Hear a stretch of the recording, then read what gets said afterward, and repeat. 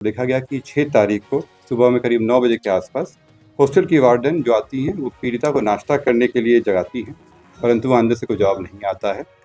पुनः दोपहर में 3:50 बजे लंच के लिए जब नहीं आती हैं, तब वार्डन के द्वारा वहाँ पे अन्य लड़कियों को जमा किया जाता है। जो पीड़िता हैं वो 5 तारीख को दोपहर के 3:05 पे पटना जंक्शन पे पहुँचती हैं और पटना जंक्शन पर जिस ट्रेन से आती हैं उस ट्रेन का एनालिसिस किए। जब ये जंक्शन से उतरते हुए इनका वीडियो फुटेज अवेलेबल है और जब ये आती हैं तो फिर ये ऑटो रिक्शा में बैठती हैं। उसमें इसी हॉस्टल में रहने वाली एक अन्य लड़की भी इसमें रहती है और उनका भी बयान लिया गया है। दिनांक 5 तारीख को दोपहर के करीब 3:30 बजे के आसपास पीड़िता हॉस्टल में ही रहने वाली एक अन्य लड़की के साथ हॉस्टल में आती है, स्टेशन से यहाँ पहुँचती है और अपने कमरे में जाती है। कमरे पे जो गेट एंट्री है उस पर फुटेज वगैरह है। इसमें दिखाया जाता है कि वो केवल 2 बार 2-2 मिनट के लिए निकलती हैं, जो बाथरूम जाती हैं और वापस आ जाती हैं और उसके बाद कंटिन्यूअसली जो है वो अपने कमरे में ही रहती हैं। उनको अपने कमरे से ना कभी निकलते देखा गया, ना ही किसी अन्य लड़कियों के द्वारा ये सूचित किया गया कि कोई व्यक्ति वहाँ पे आया है। घटनास्थल का वहाँ का जब भौतिक निरीक्षण भी किया गया है तो पाया गया कि ये जो कमरा है वो तीसरे फ्लोर पे स्थित है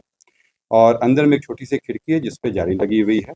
और कमरे में आने के लिए केवल एक दरवाज़ा है जो सामने कॉरिडोर से आता है, जिस पे सीसीटीवी आच्छादित है। इसमें जब आगे एनालिसिस किया गया तो देखा गया कि 6 तारीख को सुबह में करीब 9 बजे के आसपास हॉस्टल की वार्डन जो आती हैं वो पीड़िता को नाश्ता करने के लिए जगाती हैं, परंतु वहाँ अंदर से कोई जवाब नहीं आता है। पुनः दोपहर में 3:50 बजे लंच के लिए जब नहीं आती हैं,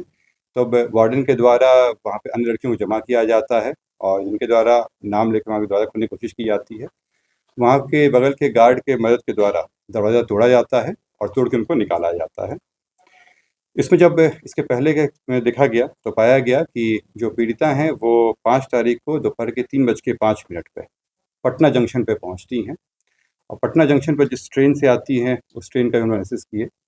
जब ये जंक्शन से उतरते हुए इनका वीडियो फुटेज अवेलेबल है और जब ये आती हैं तो फिर ये ऑटो रिक्शा में बैठती हैं।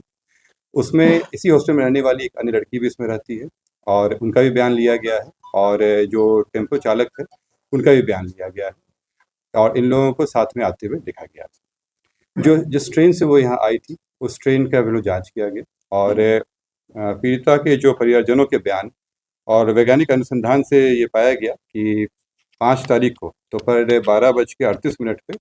पीड़िता जहानाबाद में थी और इसके पूर्व 27 से लेकर 5 तारीख तक पीड़िता जहानाबाद में ही